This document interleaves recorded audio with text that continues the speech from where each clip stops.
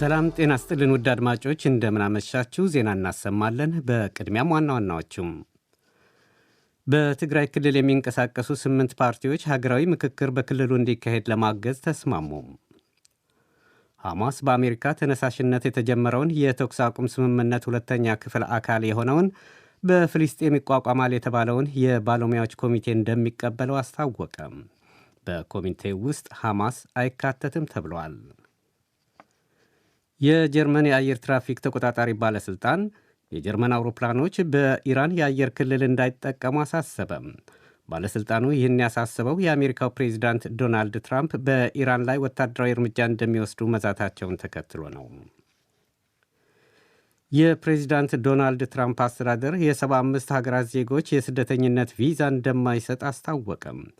በዝርዝሩ ከተካተቱት ሀገራት ኢትዮጵያና ኤርትራ ይገኙባቸዋል። የአውሮፓ ህብረት አባል ሀገራት ወታደሮቻቸውን የአሜሪካው ፕሬዚዳንት ዶናልድ ትራምፕ እጠቀልላታለሁ ወዳሏት ግሪንላንድ መላክ ጀመሩ። ወታደሮቻቸውን መላክ ከጀመሩት ውስጥ ጀርመን፣ ፈረንሳይ፣ ኖርዌይና ስዊድን ይገኙባቸዋል። ዜና በዝርዝር በትግራይ ክልል የሚንቀሳቀሱ 8 ፖለቲካ ፓርቲዎች ሀገራዊ ምክክር በክልሉ እንዲካሄድ ለማገዝ ተስማሙ። በትግራይ ክልል የሚንቀሳቀሱ 8 ተቃዋሚ የፖለቲካ ፓርቲዎች በክልሉ ሀገራዊ ምክክር እንዲከናወን የሚያግዝ ጥምረት መመስረታቸውንም ገልጸዋል። ፓርቲዎቹ ይህን ስምምነታቸውን የሚገልጽ ደብዳቤ ለሀገራዊ ምክክር ኮሚሽን ማስገባታቸውንም ከተጣማሪዎቹ አንዱ የሆነው የትግራይ ዲሞክራሲያዊ ፓርቲ በምህጻሩ ትዴፓ ለዶቼ ቬለ አረጋግጧል። ይህ የትግራይ ችግርን ለመፍታት ያግዛል በሚል የተደረገው የፖለቲካ ድርጅቶቹ ጥምረት የኢትዮጵያ ሀገራዊ ምክክር ኮሚሽን ባለፈው ሳምንት በክልሉ ከሚገኙ ፓርቲዎች አመራሮች ጋር ያደረገውን ውይይት ተከትሎ የተፈጠረ መሆኑን ሰለሞን ሙጬ ከአዲስ አበባ ዘግቧል። ዝርዝሩን በዜና መጽሔታችን ይቀርባል። በኡጋንዳ ዛሬ የተካሄደው ምርጫ ገና ከጅማሬው ማወዛገብ ጀምሯል። የሀገሪቱ ተቃዋሚ ፓርቲዎች በርካታ የምርጫ ጣቢያዎች በሰዓቱ እንዳልተከፈቱና በኢንተርኔት መዘጋት ምክንያት የምርጫ ጣቢያዎች ሥራ መታጎሉን ገልጸዋል። ይህ የሆነውም ሀገሪቱን ለ40 ዓመታት የገዙትን ፕሬዚዳንት ዩዌሪ ሙሴቬኒን በሥልጣን ለማስቀጠል ነው ሲሉ ወቅሰዋል። የፈረንሳይ ዜና አገልግሎት ጋዜጠኛ ከካምፓላ እንደዘገበው በርካታ የምርጫ ጣቢያዎች በሰዓቱ አልተከፈቱም። የመራጮች ማንነት መለያ ማሽኖች እክል እንደገጠማቸውና የድምፅ መስጫ ኮረጆዎች በሰዓቱ ወደ ምርጫ ጣቢያዎች አልደረሱም። በአንጻሩ በሌሎች በርካታ የምርጫ ጣቢያዎች ደግሞ የምርጫ ጣቢያዎች በሰዓቱ ተከፍተው መራጮች ሲያስተናግዱ መመልከቱንም አክሏል። የሀገሪቱ ብሔራዊ አንድነት የተባለ ፓርቲ ዋና ጸሐፊ ዴቪድ ዌልስ በዋና ከተማዋ ካምፓላ ተዘዋውሬ ተመልክቻለሁ፣ በአብዛኛዎቹ ምርጫ አልተካሄደም ብሏል። ዛሬ በኡጋንዳ በተካሄደው ምርጫ ሀገሪቱን በአጠቃላይና የጸጥታ ኃይሎች ደግሞ በተለይ ተቆጣጥረዋል የሚባልላቸው የ81 ዓመቱ አዛውንት ዩዌሪ ሙሴቬኒ እንደሚያሸነፉ ከወዲሁ ግምት ተሰጥቷቸዋል።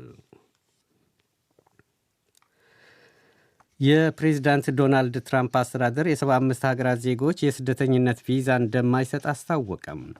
በዝርዝሩ ከተካተቱት ሀገራት ኢትዮጵያና ኤርትራ ይገኙባቸዋል። የዩናይትድ ስቴትስ የውጭ ጉዳይ ሚኒስቴር ቃል አቀባይ ጽሕፈት ቤት ትላንት ባሰራጨው መረጃ ይህ እርምጃ ሀገሪቱ የምትከተለውን የስደተኞች ፖሊሲን የማጠናከር አካል ነው።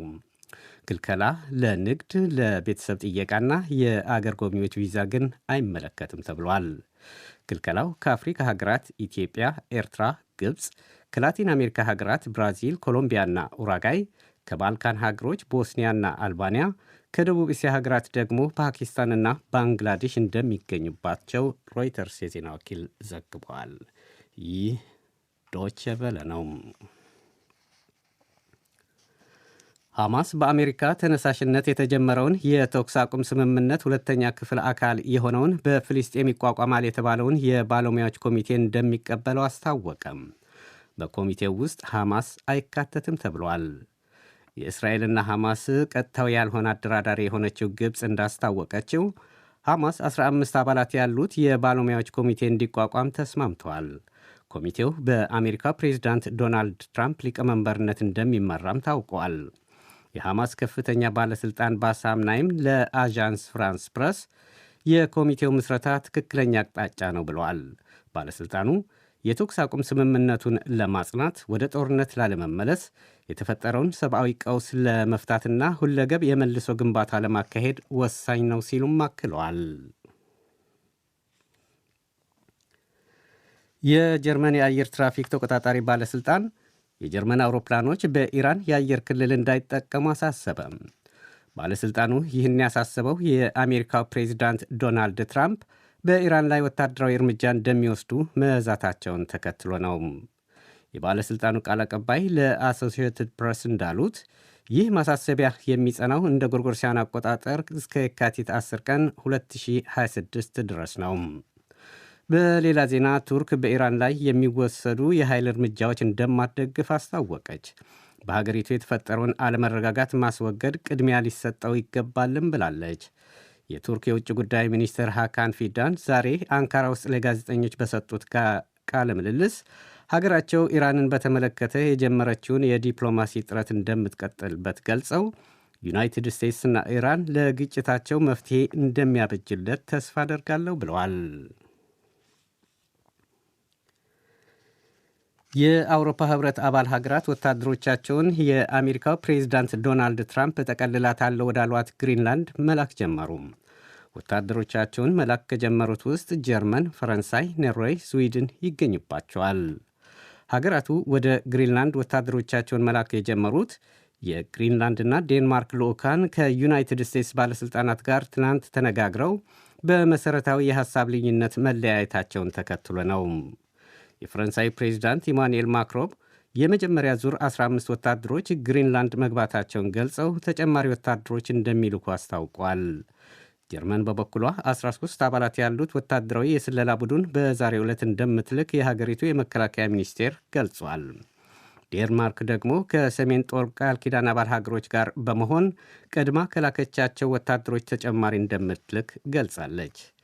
የፈረንሳይ የውጭ ጉዳይ ሚኒስቴር ዣን ኒዮል ባሮት ማምሻውን በሰጡት መግለጫ ደግሞ በግሪንላንድ ጉዳይ የአውሮፓ ህብረት ልዩ ኃላፊነት አለበት ብለዋል። ግሪንላንድ የአውሮፓ ግዛት ነች ያሉት ባሮት የሰሜን ጦር ቃል ኪዳን በእንግሊዝኛ ምህጻሩ ኔቶ አባል ሀገራት ማንኛውም የጸጥታ ስጋት ሲኖር በጋራ የመከላከል ሙሉ ኃላፊነት አለባቸው ብለዋል። የአሜሪካው ፕሬዚዳንት ዶናልድ ትራምፕ ለጋዜጠኞች በሰጡት አስተያየት ደግሞ ወደ ግሪንላንድ እኛ ካልገባን ሩሲያ ትገባለች፣ ቻይና ትገባለች። ይህ ከሆነ ግሪንላንድ የምታደርገው ነገር የለም። ስለዚህ እኛ ሁሉንም ነገር እናደርገዋለን ሲሉ ተደምጧል።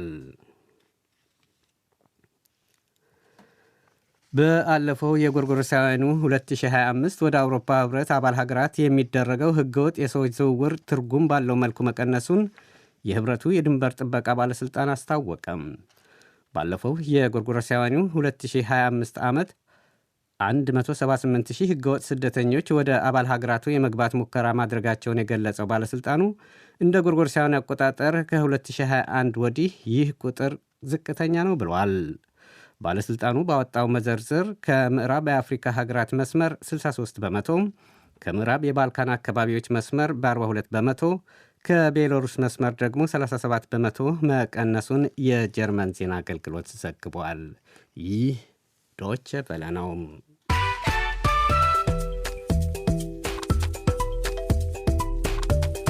አድማጮች፣ ዜናውን ለማጠቃለል ዋና ዋናዎችን አንዴ በድጋሚ ላስታውሳችሁ። በትግራይ ክልል የሚንቀሳቀሱ 8 ፓርቲዎች ሀገራዊ ምክክር በክልሉ እንዲካሄድ ለማገዝ ተስማሙ። ሐማስ በአሜሪካ ተነሳሽነት የተጀመረውን የተኩስ አቁም ስምምነት ሁለተኛ ክፍል አካል የሆነውን በፍልስጤም ይቋቋማል የተባለውን የባለሙያዎች ኮሚቴ እንደሚቀበለው አስታወቀም። በኮሚቴው ውስጥ ሐማስ አይካተትም ተብሏል። የጀርመን የአየር ትራፊክ ተቆጣጣሪ ባለሥልጣን የጀርመን አውሮፕላኖች በኢራን የአየር ክልል እንዳይጠቀሙ አሳሰበም። ባለሥልጣኑ ይህን ያሳሰበው የአሜሪካው ፕሬዚዳንት ዶናልድ ትራምፕ በኢራን ላይ ወታደራዊ እርምጃ እንደሚወስዱ መዛታቸውን ተከትሎ ነው።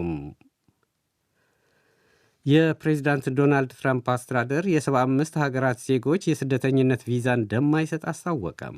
በዝርዝሩ ከተካተቱ ሀገራት ውስጥ ኢትዮጵያና ኤርትራ ይገኙባቸዋል። የአውሮፓ ህብረት አባል ሀገራት ወታደሮቻቸውን የአሜሪካው ፕሬዚዳንት ዶናልድ ትራምፕ ጠቀልላታለሁ ወዳሏት ግሪንላንድ መላክ ጀመሩ። ወታደሮቻቸውን መላክ ከጀመሩት ውስጥ ጀርመን፣ ፈረንሳይ፣ ኖርዌይና ስዊድን ይገኙበታል። ዜናው በዚሁ አበቃም።